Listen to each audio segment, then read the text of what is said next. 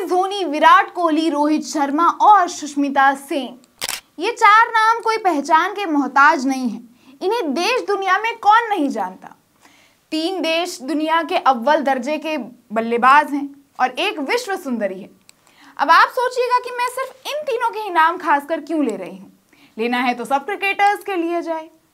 और सिर्फ एक सुष्मिता सेन का नाम क्यों लिया? लेना है तो सभी फिल्म एक्टर्स और एक्ट्रेसेस और मॉडल्स का लेना था। लेकिन यही तो बात है कि इन्हीं तीनों पर तो अब बीजेपी के आईटी सेल की आंखें गड़ गई हैं। अब आप फिर पूछिएगा किस खुशी में?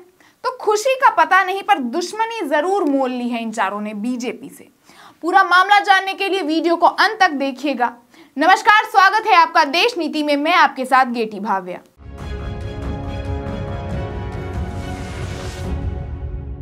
देश नीति, केवल सच्ची और पक्की खबरें। 22 जनवरी 2024 को रामलला की प्राण प्रतिष्ठा हुई थी और काफी सारे बड़े बड़े नेता, बड़े बड़े व्यवसायी और बड़े बड़े बॉलीवुड के सितारे भी पहुंचे थे।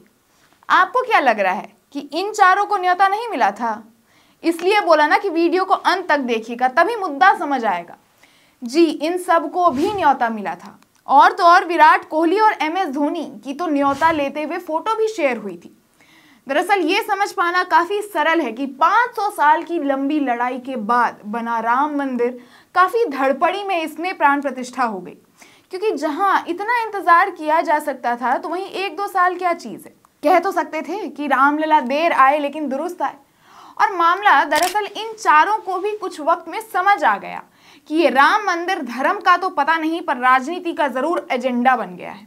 सुष्मिता सेन की एक स्टोरी देखिए जिसमें उन्होंने किसी के पोस्ट को शेयर किया है, जिसमें कॉन्स्टिट्यूशन ऑफ इंडिया का ये प्रेम्बल है और कैप्शन में लिखा है कि मैं अपने देश से बहुत प्यार करती हूँ और साथ ही धर्म की कोई भी राजनीति इसे बदल नहीं सकती है।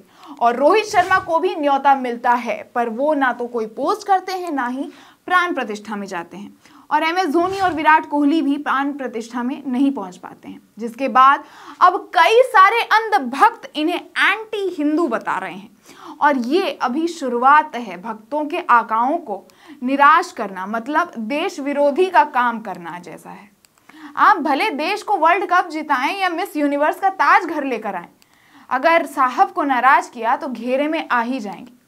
आपको ये भी अगर याद हो कि पिछले साल मोहम्मद शामी के ऊपर भी बहुत बवाल हुआ था, लेकिन इस बार उनके विकेट्स के चलते मजबूरन मोदी जी को उनके नाम पर पोस्ट करना पड़ा था, वरना अभी तक तो वो आउट ऑफ इंडियन टीम होते। और अगर आईटी सेल वालों को इतनी ही खुजली हो रही है, तो इस बात पर सवाल तो ये भी उठता है कि अमित शाह क्यों नहीं आए। देश में जितने भी बीजेपी सरकार के चीफ मिनिस्टर्स थे, वो छोटे छोटे मंदिरों में जाके पूजा क्यों कर रहे थे? राष्ट्रपति जी कहाँ थी? अडवाणी, मुरली मनोहर जोशी के लिए हीटर लगवाया जा सकता था। शंकराचार्यों को क्यों नहीं मना पाए? सवाल कई है, लेकिन जवाब मांगो तो राम मंदिर हमने बनाया बोल के अपना ही पीठ थपथपा लेंगे। और बीजेपी वालों का क्या है? इन्होंने तो शंकराचार्यों तक को गैर हिंदू बता दिया था।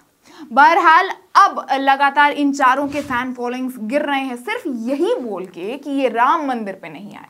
और सुष्मिता सेन के साथ साथ जिसने भी उस दिन इंडियन प्रेम्बल शेयर किया, उन्होंने यही संदेश दिया कि उनकी राम में या अपने अपने धर्म में पूरी आस्था है, लेकिन जिस तरह से धर्म और राजनीति का मिलावट चल रहा है वो उसके साथ नहीं है। आपका क्या मानना है? क्या बीजेपी के आईटी सेल लोगों को बरगलाने का काम कर रही है? क्या अंधभक्त सही कर रहे हैं?